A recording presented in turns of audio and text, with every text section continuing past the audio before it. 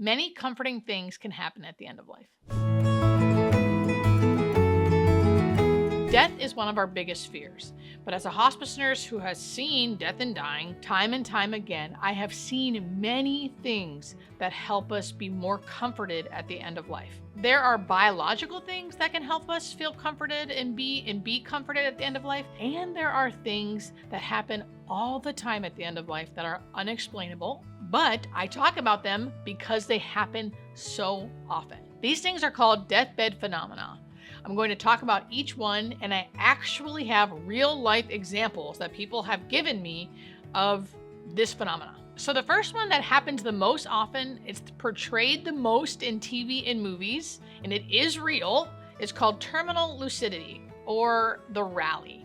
This is when someone is looking very, very close to death. They may have been unconscious for a couple days. The family's gathering bedside because they think their loved one's going to die any minute, and then boom. They suddenly have this burst of energy where they wake up.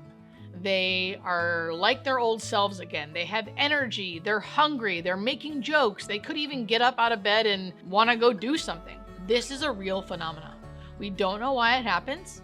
It's called terminal lucidity. The nicknames are the rally or the surge. But the hard part about this is that if you don't know that it can happen, you can be very surprised and very devastated because soon after they have this burst of energy, they usually die. Either die or go back to how they were and die shortly after. So it looks like steady slope of decline, looks like they're getting close to death, and then boom, surge of energy, and then boom. They usually die a day or two later. If they don't die, they go back to how they were and then maybe die a few days later. And this surge of energy, that terminal lucidity, usually only lasts a few hours to a couple days. If it lasts longer than that, it's likely not this phenomena.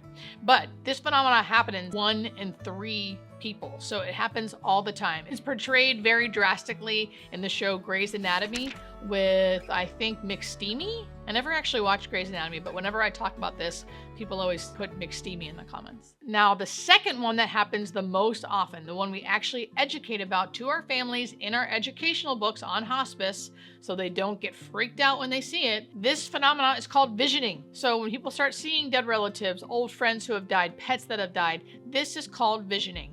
We don't know why it happens. And before you naysayers in the comments say something like, it's lack of oxygen, it's all the medications they're on, it's delirium, I can tell you with 100% certainty that is not it. As a nurse who has been a nurse for probably almost 18 years now, and many of those years were in the ICU, I know what ICU delirium looks like. I know what ICU psychosis looks like. I know what lack of oxygen looks like to someone, how they act, what they say. Someone who's over-medicated, how they act.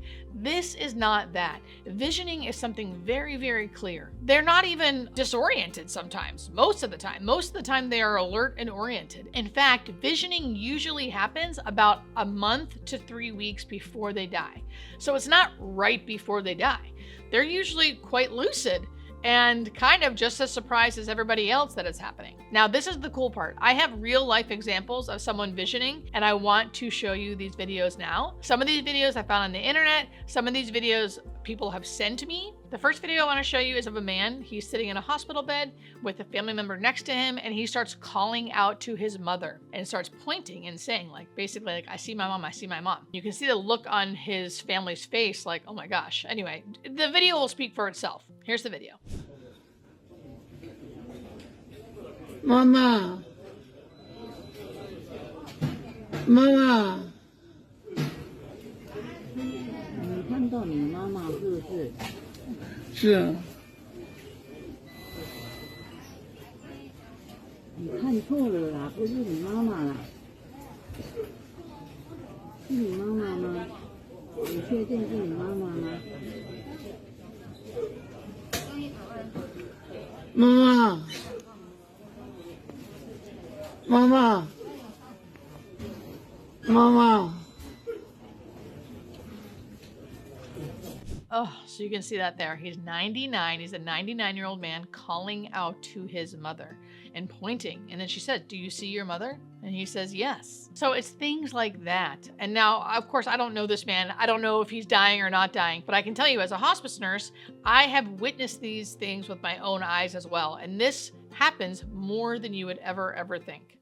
Hey guys, we're gonna get back to the video in 1 second, but I just wanna let you know that there are more resources out there for you. I have a book, I have a workbook, and I have an online class. All of those things will be in the description, so if you want more help, it's there for you. Okay, back to the video.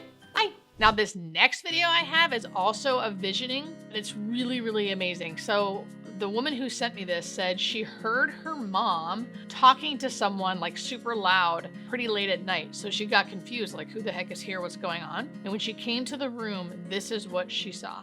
Was or anything, here at last I'm getting to see quite a few of you, and I love everyone. So she caught her mom, who her mom said she was seeing people, talking to basically like a room full of people, super animated, super happy to see them. And these visions are always really comforting. If they're not comforting, I would categorize them more as like a terminal agitation, which usually leads them to being confused. A lot of people with like some form of dementia will sometimes have like agitation episodes. This is not it. Visioning is always comforting, and they're always like the videos you're seeing. They're happy to see the people, they're talking, they're excited, and it brings them comfort. Now, the last few phenomena that kind of all tie together are things called like the death reach or the death stare. We usually see those two together. This is when someone could be talking to you, fully engaged, and then suddenly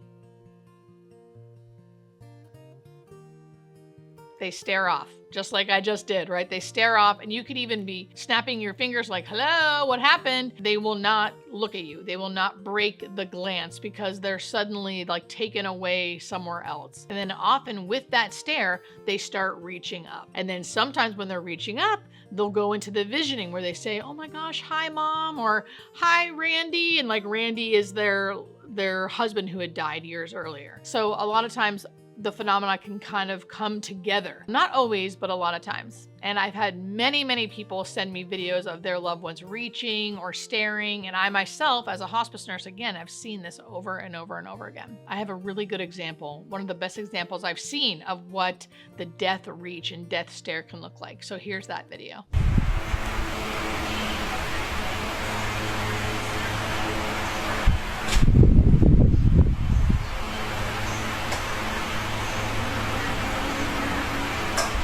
So perfect example. It's exactly as you would think. Someone staring and someone reaching. And sometimes they get a smile on their face. Sometimes they talk to people that they see. And sometimes they don't. And that's okay too. Generally speaking though, this is usually very comforting to them. Sometimes they can kind of snap out of it and say who they saw and what happened. Sometimes not so much. So it just depends on the person. I have definitely had people come out of the trance and say, you know, I saw so-and-so. If they do see some kind of deity, it's usually with whatever religion they're associated with. And last but not least, I'm sure many of you experience this, the phenomena of timing, death and timing, being able to wait until everyone gets there, or waiting until everyone leaves the room and then dying, or waiting until Christmas is over, or waiting until their daughter gets married.